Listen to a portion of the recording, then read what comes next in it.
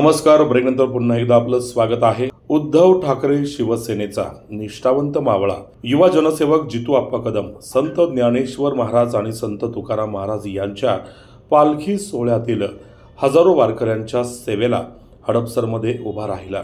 त्यामुळे त्यांचं सर्वत्र कौतुक होत आहे.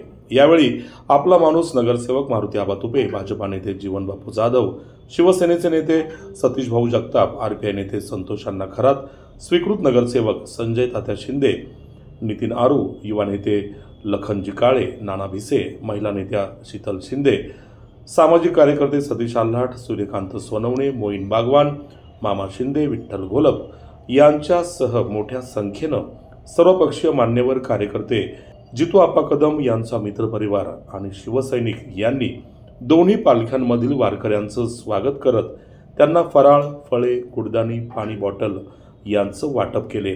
पाहूया या सेवा यज्ञाची एक झलक.